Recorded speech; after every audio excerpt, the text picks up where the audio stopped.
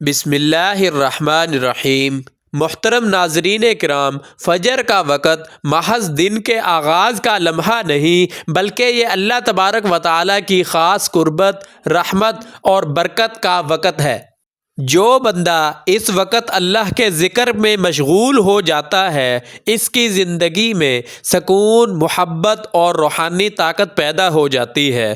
آج ہم ایک ایسی عظیم حقیقت بیان کرنے جا رہے ہیں جو اللہ کی محبت، اس کے ذکر اور اس کے خاص بندوں سے متعلق ہے۔ محترم ناظرین، یہ بات یاد رکھیے کہ فجر کے بعد اللہ کے ذکر میں لگنے والا بندہ آہستہ آہستہ اللہ کی محبت میں ڈوب جاتا ہے، اور پھر اللہ تعالیٰ بھی اس بندے کو اپنی خاص محبت عطا فرما دیتا ہے۔ یہ محبت نہ کسی دکھاوے کی محتاج ہوتی ہے اور نہ کسی شہرت کی، بلکہ یہ دل سے دل تک کا تعلق قائم ہوتا ہے۔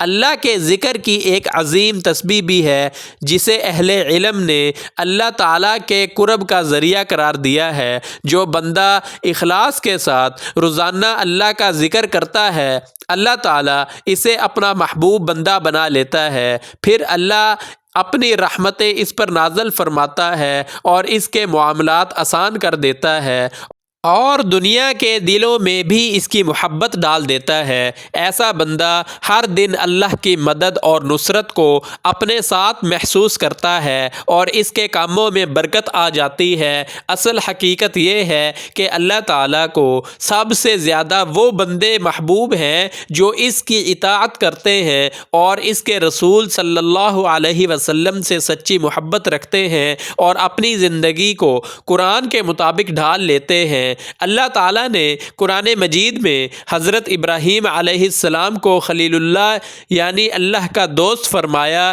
حضرت ابراہیم کو یہ مقام اس لیے ملا کہ انہوں نے ہمیشہ توحید کو مضبوطی سے تھامے رکھا، شرک سے مکمل اجتناب کیا، ہر آزمائش میں اللہ پر بھروسہ کیا، حتیٰ کہ جب آگ میں ڈالے گئے تو بھی اللہ پر یقین قائم رکھا، اور اللہ تعالیٰ نے آگ کو ان کے لیے ٹھنڈا اور سلامتی والا بنا دیا۔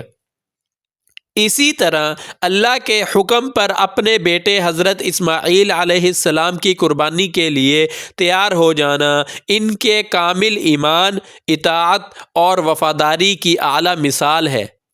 یہی وہ اوصاف ہیں جو کسی بندے کو اللہ کے قریب کر دیتے ہیں۔ یہ سوال اکثر کیا جاتا ہے کہ کیا حضرت ابراہیم علیہ السلام کے علاوہ بھی کوئی اللہ کا دوست بن سکتا ہے؟ قرآن مجید اس کا واضح جواب دیتا ہے کہ ہاں، جو لوگ ایمان لائیں، تقوی اختیار کریں، نیک اعمال کریں اور خلوص دل سے اللہ تعالیٰ سے محبت رکھیں، وہ بھی اولیاء اللہ میں شامل ہو سکتے ہیں۔ اللہ تعالیٰ قرآن پاک میں فرماتا ہے، الا ان اولیاء اللہ لا خوف علیہم ولا هم یحزنون، سورہ یونس آیت نمبر 62۔ ترجمہ: خبردار، بے شک اللہ کے دوستوں پر نہ کوئی خوف ہوگا اور نہ وہ غمگین ہوں گے۔ یہ وہ لوگ ہوتے ہیں جو اللہ سے ڈرتے ہیں، گناہوں سے بچتے ہیں اور اپنی زندگی کو اللہ کی رضا کے تابع بنا لیتے ہیں۔ دوسروں کی مدد کرنا، نیک اعمال انجام دینا اور ہر حال میں اللہ تعالیٰ پر بھروسہ رکھنا، یہی وہ راستہ ہے جو بندے کو اللہ کے قریب کر دیتا ہے۔ اگر آپ بھی چاہتے ہیں کہ اللہ کی رضا، اس کی مدد اور اس کا خاص قرب نصیب ہو، تو آج کی یہ بات آپ کے لیے نہایت اہم ہے۔ محترم ناظرین، آپ بھی اخلاص، تقوی اور نیک اعمال کے ذریعے اللہ تعالیٰ کے مقرب بندوں میں شامل ہو سکتے ہیں۔ فجر کا وقت اللہ کی خاص رحمتوں اور برکتوں والا ہوتا ہے۔ جو بندہ فجر کی نماز کے بعد اللہ کے ذکر میں مشغول ہو جاتا ہے، اللہ تعالیٰ اس کے دل میں اپنی محبت ڈال دیتا ہے اور اس کے معاملات آسان فرما دیتا ہے۔ اہل علم کے مطابق فجر کے بعد ذکر اور تسبیح میں لگنے والا بندہ اللہ کا دوست بننے کی راہ پر چل پڑتا ہے۔ اللہ تعالیٰ اس کی پریشانیاں دور کر دیتا ہے اور اس کے رزق میں برکت عطا فرماتا ہے اور اسے وہاں سے نوازتا ہے جہاں سے اسے گمان بھی نہیں ہوتا۔ یہ سب کچھ کسی جادو یا وعدے کی بنیاد پر نہیں بلکہ اخلاص اور دعا اور اللہ پر مکمل بھروسے کی بدولت ہوتا ہے۔ رسول اکرم صلی اللہ علیہ وسلم نے فجر کے بعد اللہ کے ذکر کی بڑی فضیلت بیان فرمائی ہے۔ اس وقت کیا گیا ذکر دن بھر کے لیے برکت، سکون اور اللہ کی حفاظت کا سبب بن جاتا ہے۔ یہی وجہ ہے کہ بزرگان دین ہمیشہ فجر کے بعد ذکر و دعا کو لازم پکڑنے کی تلقین کرتے ہیں۔ ناظرین محترم، آج کی اس ویڈیو میں کوئی مشکل یا طویل وظیفہ نہیں بتایا جا رہا بلکہ ایک نہایت سادہ اور مختصر عمل کی طرف توجہ دلائی جا رہی ہے جو فجر کے بعد چند لمحوں میں کیا جا سکتا ہے۔ شرط صرف ایک ہے اور وہ ہے صدق دل، یقین اور اللہ پر اعتماد۔ یہی اخلاص اگر کسی غریب کے دل میں آ جائے تو اللہ اسے بھی اپنے فضل سے نوازتا ہے، کیونکہ عطا کرنا اللہ کی شان ہے، بندے کی حیثیت نہیں دیکھی جاتی۔ ناظرین، اگر آپ چاہتے ہیں کہ آپ کی زندگی کی پریشانیاں کم ہوں، دل کو سکون ملے اور اللہ کی مدد شامل حال ہو تو فجر کے بعد کے وقت کو ضائع نہ کیجیے۔ ذکر، دعا اور اللہ سے تعلق کو اپنی عادت بنا لیجیے۔ انشاءاللہ اس کے اثرات آپ خود محسوس کریں گے۔ اگر آپ پر قرض ہے، رزق میں تنگی ہے یا گھریلو پریشانیاں آپ کو بے چین کیے ہوئے ہیں تو یاد رکھیں کہ اصل سکون اور مدد صرف اللہ کے ذکر میں ہے۔ یہ مبارک تسبیح انشاءاللہ قرض کے ایسے اسباب پیدا کر دیتی ہے کہ انسان خود حیران رہ جاتا ہے، مشکلات آسانیوں میں بدلنے لگتی ہیں اور دل کو قرار نصیب ہوتا ہے۔ ایک بات بہت توجہ سے سن لیجئے، جب بندہ عاجزی کے ساتھ اللہ کے حضور جھک جاتا ہے، سجدوں میں رو کر گڑ گڑا کر دعائیں مانگتا ہے تو اللہ تعالیٰ اس کو کبھی خالی نہیں لوٹاتا۔ ہم آپ کو ہر وظیفے کے ساتھ یہ بھی سکھاتے ہیں کہ اللہ سے مانگنے کا صحیح طریقہ کیا ہے، کیونکہ جب یہ طریقہ آ جائے تو پھر کسی خاص وظیفے کی بھی ضرورت نہیں رہتی، صرف ہاتھ اٹھانے ہوتے ہیں اور عطا شروع ہو جاتی ہے۔ لیکن اس سے پہلے اپنے اعمال درست کرنا بے حد ضروری ہے۔ حلال رزق کمائیں، چاہے کاروبار ہو یا ملازمت، ایمانداری سے کام کریں، پوری دیانتداری کے ساتھ اپنی ذمہ داریاں ادا کریں اور اس بات کا خاص خیال رکھیں کہ آپ کے گھر میں حرام کا ایک لقمہ بھی داخل نہ ہو۔ حلال رزق کے ساتھ مانگی گئی دعا کبھی رد نہیں ہوتی۔ ناظرین، جب یہ مبارک تسبیح خلوص دل سے پڑھی جاتی ہے تو اللہ تعالیٰ کے فضل سے رزق میں برکت، دل میں سکون اور زندگی میں آسانیاں آنا شروع ہو جاتی ہیں۔ یہی وہ ذکر ہے جو بندے کو اللہ کے قریب کر دیتا ہے اور جسے پڑھنے والا اللہ کا محبوب بندہ بن جاتا ہے۔ محترم ناظرین، یاد رکھیں زندگی کی تمام نعمتیں اور برکتیں حلال روزی اور اللہ تعالیٰ کے شکر ہی میں پوشیدہ ہیں، اس لیے کثرت سے اللہ کا شکر ادا کیا کریں۔ انشاءاللہ آپ خود دیکھیں گے کہ کیسے آپ کی زندگی میں آسانیاں آنا شروع ہو جاتی ہیں اور حالات بدلنے لگتے ہیں۔ اگر آپ پر قرض ہے اور خدا نہ خواستہ سود پر لیا گیا ہے تو سب سے پہلے اللہ سے سچی توبہ کریں۔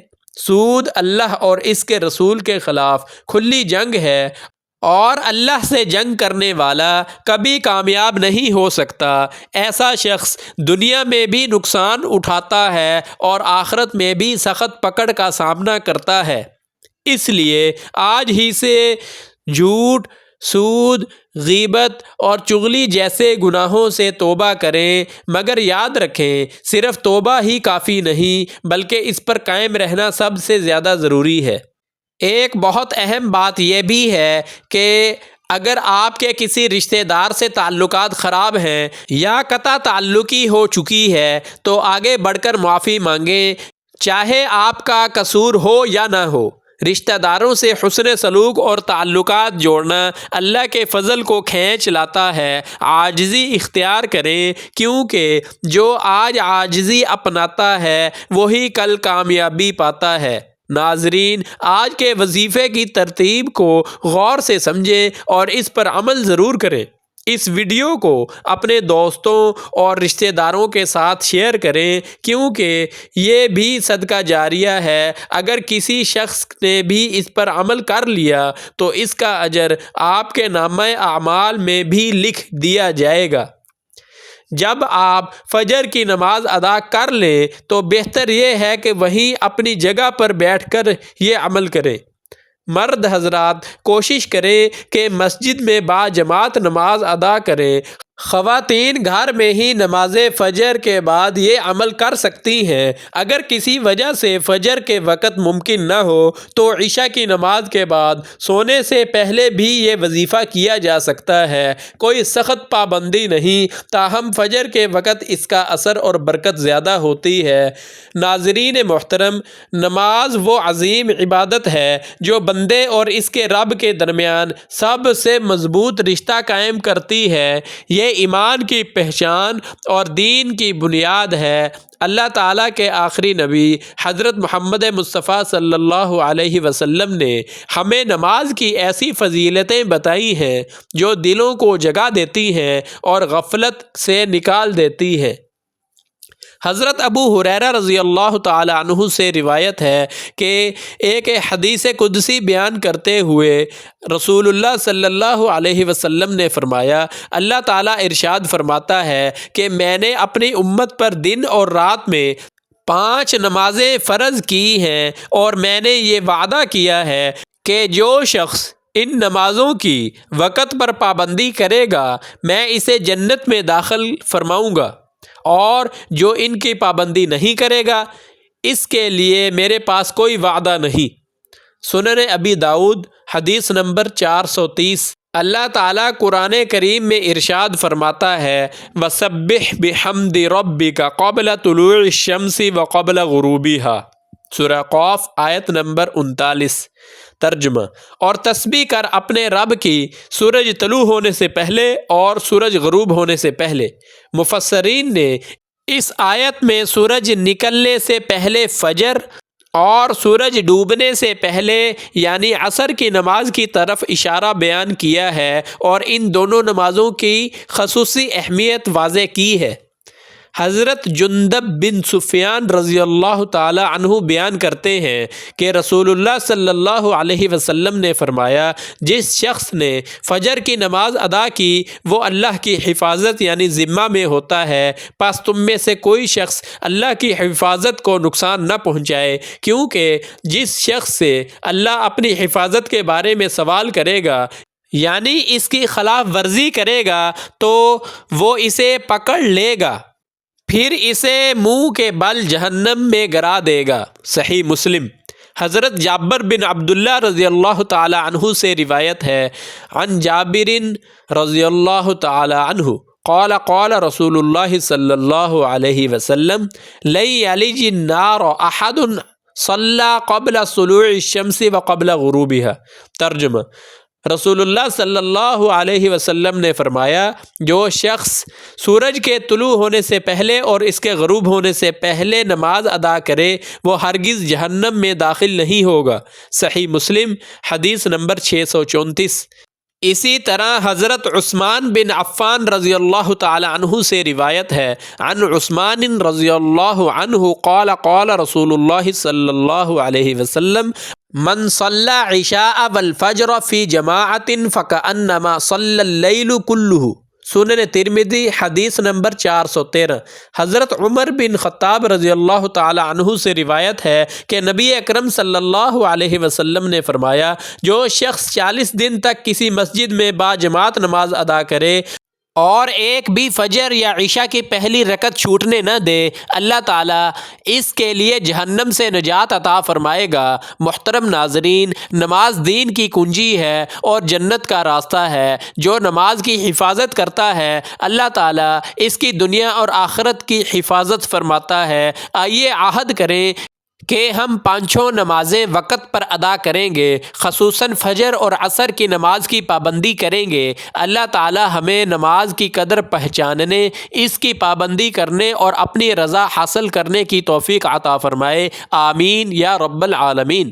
محترم ناظرین، آئیے آج ہم ایک بہت ہی اہم عبادت کے بارے میں بات کرتے ہیں جس سے دنیا اور آخرت دونوں سنور جاتے ہیں۔ یا الہی، ہمیں نماز پڑھنے کا شوق عطا فرما، ہمیں وہ ذوق دے جو فجر کی نماز باجماعت پڑھنے والے کو نصیب ہوتا ہے۔ جو شخص فجر اور عصر کی نماز شوق اور پابندی کے ساتھ ادا کرتا ہے، اللہ تعالیٰ اس کے لیے باقی نمازیں بھی آسان کر دیتا ہے۔ ایسے بندے کے لیے موت کا لمحہ بھی آسان ہو جاتا ہے۔ اللہ تعالیٰ اس کے لیے جنت کے دروازے کھول دیتا ہے اور قیامت کے دن اسے اپنا دیدار نصیب کروائے گا۔ حضرت ابو ہریرہ رضی اللہ تعالی عنہ سے روایت ہے کہ رسول اللہ صلی اللہ علیہ وسلم نے فرمایا، منافقوں کے لیے سب سے بھاری نمازیں نماز عشاء اور نماز فجر ہیں، اور اگر انہیں معلوم ہو جائے کہ ان میں کتنا اجر ہے تو وہ گھٹنوں کے بل بھی آتے۔ صحیح مسلم حدیث نمبر 651۔ محترم ناظرین، اگر آپ اپنی دنیا اور آخرت سنوارنا چاہتے ہیں، ہر میدان میں کامیاب ہونا چاہتے ہیں، تو فجر کی نماز کو اپنی زندگی میں لازم کر لیں۔ دعا ہے کہ اللہ تعالی ہمیں بھی موت کے وقت فجر کی نماز پڑھتے ہوئے عالم آخرت میں داخل ہونے کی توفیق عطا فرمائے، آمین یا رب العالمین۔ اب چلتے ہیں عملی طریقے کی جانب۔ سب سے پہلے ایک مرتبہ بسم اللہ الرحمن الرحیم پڑھیں۔ رسول اللہ صلی اللہ علیہ وسلم نے فرمایا کہ ہر کام کرنے سے پہلے بسم اللہ کہنا مستحب ہے، چاہے وہ دروازہ بند کرنا ہو، چراغ گل کرنا ہو، برتن ڈھانپنا ہو، مشکیزہ بند کرنا ہو، کھانے پینے، وضو یا سفر کا آغاز ہو۔ اس کے بعد آپ نبی کریم صلی اللہ علیہ وسلم کی ذات پر درود پاک پڑھیں، چاہے 3، 5، 7 یا 11 مرتبہ ہو۔ بہتر ہے کہ درود ابراہیمی پڑھیں کیونکہ اس کی فضیلت سب سے زیادہ ہے، مگر چھوٹے درود بھی کافی ہیں۔ ایک مرتبہ ثواب کی نیت سے میرے ساتھ بھی درود پاک پڑھ لیں۔ اللہم صلی علی محمد وعلی آل محمد کما صلیت علی ابراہیم وعلی آل ابراہیم انک حمید مجید۔ اللہم بارک علی محمد وعلی آل محمد کما بارکت علی ابراہیم وعلی آل ابراہیم انک حمید مجید۔ حضرت سہل بن سعد ساعدی رضی اللہ تعالی عنہ سے روایت ہے کہ ایک شخص نے حضور صلی اللہ علیہ وآلہ وسلم کو اپنے فقر و تنگ دستی کے بارے میں بات سنائی تو آپ صلی اللہ علیہ وسلم نے فرمایا، جب تم اپنے گھر میں داخل ہو تو اگر وہاں کوئی موجود ہو تو اسے سلام کرو، اور اگر کوئی نہیں تو تم مجھ پر سلام پیش کرو۔ پھر ایک مرتبہ قل ھو اللہ احد پڑھو۔ اس شخص نے ایسا ہی کیا تو اللہ تعالیٰ نے اسے اتنا رزق عطا کیا کہ وہ اپنے پڑوسیوں تک کو بھی فائدہ پہنچانے لگا۔ حضرت ابن عباس رضی اللہ تعالی عنہما بیان فرماتے ہیں کہ رسول اللہ صلی اللہ علیہ وسلم نے فرمایا، جو شخص استغفار کو اپنے اوپر لازم یعنی مداومت سے کر لے تو اللہ تعالیٰ اس کے لیے ہر تنگی سے نکلنے کا راستہ بنائے گا، ہر غم سے راحت عطا فرمائے گا، اور اسے ایسی جگہ سے رزق عطا کرے گا جہاں سے وہ گمان بھی نہ کرے۔ سنن ابی داؤد، سنن ابن ماجہ۔ حضرت جابر بن عبداللہ رضی اللہ تعالی عنہ سے مروی ایک حدیث میں رسول اللہ صلی اللہ علیہ وسلم نے فرمایا، کیا میں تمہیں وہ نہیں بتاؤں جو تمہیں تمہارے دشمنوں سے نجات دے اور تمہارے رزق کو بڑھا دے؟ تم دن رات اللہ تعالیٰ سے دعا کرو کیونکہ دعا مومن کا ہتھیار ہے، دین کا ستون ہے اور آسمان اور زمین کا نور ہے۔ مستدرک حاکم۔ حضرت ابو ہریرہ رضی اللہ تعالی عنہ سے مروی ہے کہ آپ صلی اللہ علیہ وسلم نے فرمایا، جو شخص ایک دن میں 100 بار یہ کلمات پڑھے گا، اس کے لیے 10 غلام آزاد کرنے کے برابر ثواب لکھا جائے گا، 100 نیکیاں لکھی جائیں گی، 100 گناہ مٹا دیے جائیں گے، اور وہ 80 دن تک شیطان کے شر سے محفوظ رہے گا۔ وہ کلمات یہ ہیں: لا الہ الا اللہ وحدہ لا شریک لہ، لہ الملک ولہ الحمد وہو علی کل شیء قدیر۔ ترجمہ: اللہ کے سوا کوئی معبود نہیں، وہ اکیلا ہے، اس کا کوئی شریک نہیں، بادشاہت اسی کی ہے اور تمام تعریف اسی کے لیے ہے، اور وہ ہر چیز پر قادر ہے۔ تو ناظرین، آج میں آپ کو ایک انتہائی مجرب اور برکات والا عمل بتانے جا رہا ہوں، جسے آپ نماز فجر کے بعد کریں۔ انشاءاللہ یہ عمل آپ کی دنیاوی پریشانیاں دور کر دے گا اور اللہ تعالیٰ آپ کی تمام حاجتیں پوری فرمائے گا۔ نماز فجر کے بعد 100 مرتبہ یہ تسبیح پڑھیں ہیں: لا الہ الا اللہ وحدہ لا شریک لہ، لہ الملک ولہ الحمد وہو علی کل شیء قدیر۔ یہ تسبیح پڑھنے سے اللہ تعالیٰ آپ کی زندگی میں برکتیں ڈالے گا اور آپ کے رزق میں اضافہ کرے گا اور دل کو سکون عطا کرے گا۔ اس کے بعد آپ سورہ اخلاص کی تلاوت کریں۔ یہ سورت توحید کا اظہار ہے اور اللہ تعالیٰ کی صفات کو بیان کرتی ہے۔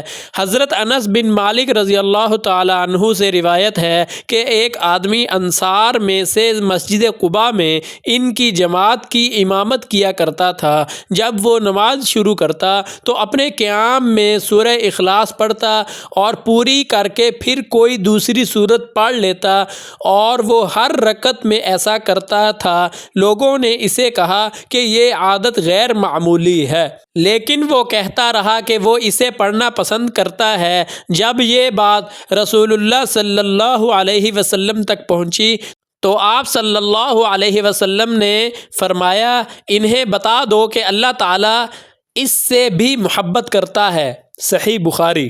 حضرت ابو ہریرہ رضی اللہ تعالی عنہ سے روایت ہے کہ جو شخص فجر کی نماز کے بعد 12 دفعہ سورہ اخلاص پڑھتا ہے، گویا اس نے 4 مرتبہ قرآن مجید کی تلاوت کر لی۔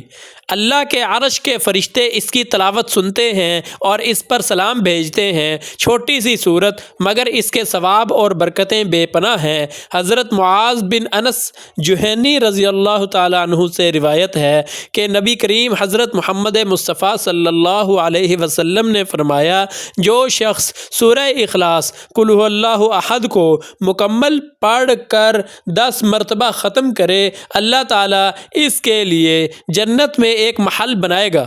معجم طبرانی۔